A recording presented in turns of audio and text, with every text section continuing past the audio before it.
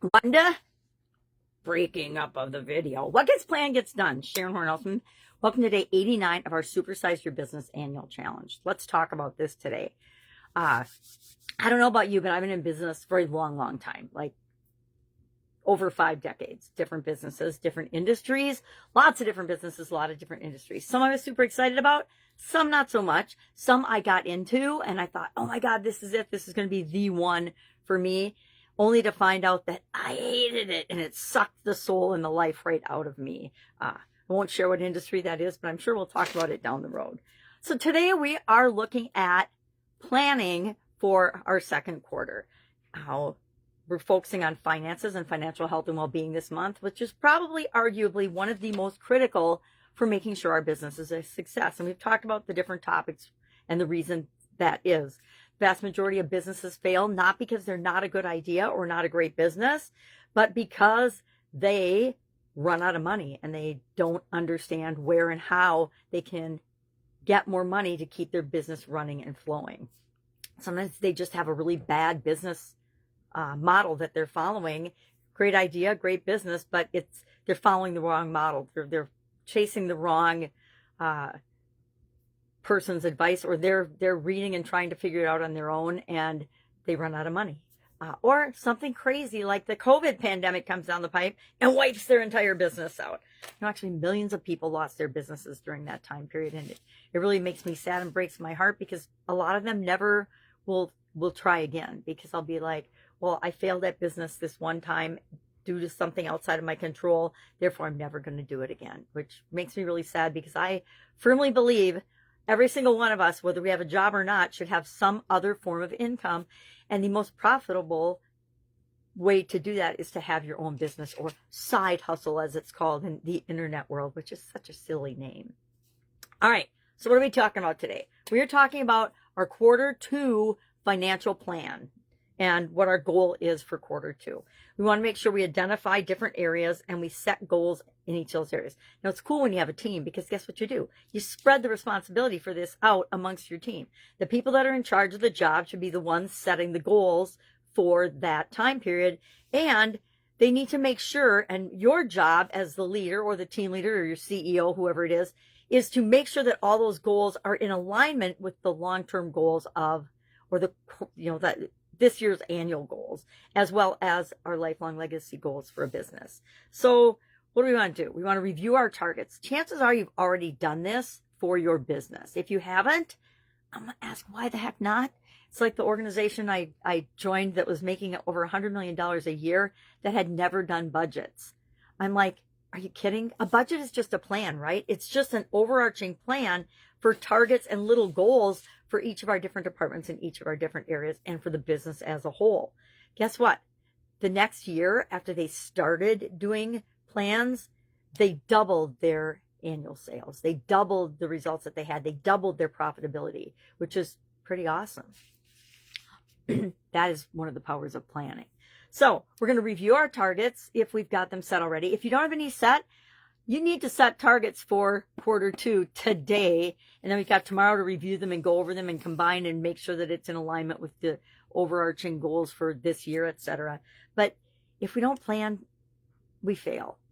Vague goals, just like vague plans, or just a shot in the dark, or not speaking to who you really want to work with, will bring you a whole lot of people that you don't want to work with, which I'm finding is the exercise that almost every business owner goes through in order to figure out who they really want to serve and who they really want to work with. I am the same way. I have had in different businesses and different industries. You think I would have learned it the first time, but of course I didn't. It had to be served up to me for repeated lesson reinforcement before I actually said, okay, wait, stop. I need to target who I really want to work with, not who I don't want to work with, or heaven forbid, everybody.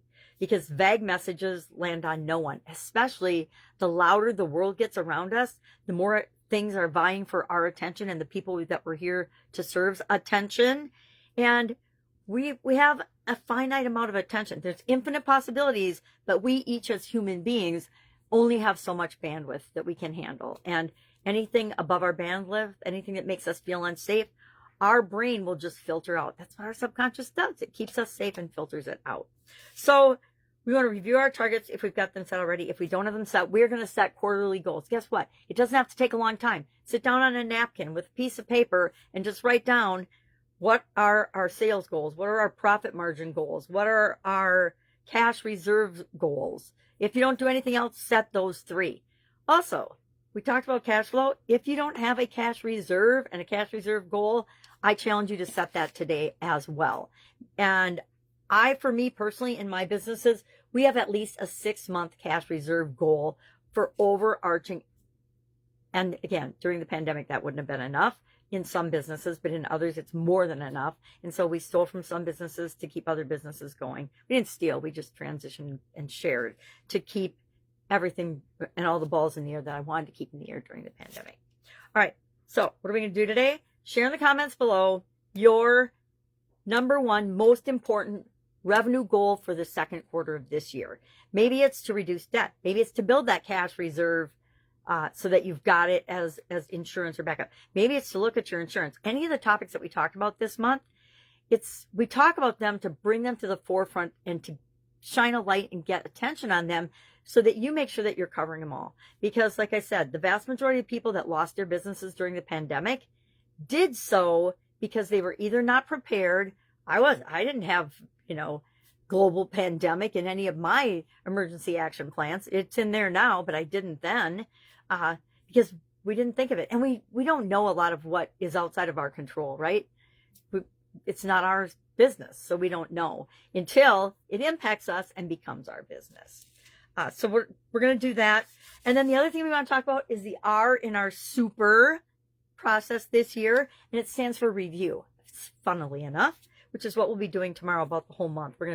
I took the last day of this month to summarize because I think it's such a critical month. And then I want to share a few more tools that I didn't get a chance to cover during the daily topics this month. But the R stands for review. So we're going to review weekly. I have a set of key performance indicators. I call them. I just call them metrics or whatever, measures. I should give it a fancy name. I'm going to do that. But I have a set of things that I look at actually every single day. I look at certain things. Then there's certain things I look at weekly, monthly, quarterly, and annually. And I do reviews. We have built-in reviews for our processes and systems as a business so that we don't miss things. Whenever there's a change, a material change of any type in our business, whoever the owner of that change is responsible for making sure that they track through the ripple effect of all the different areas that it impacts in the organization and that it's taken into consideration. So we review our processes, our documented processes and systems. We review quality. We review the impact it could have on any other department or division. And we make sure that that's communicated and that they then add to maybe the emergency action plan needs to be changed. Whatever it is, each department head is responsible then for ensuring that that change is made in their processes and in their systems. All right. So if you want to share in the comments below your review and what you're going to look at weekly, quarterly, or anyone, that would be very helpful so we can learn from one another.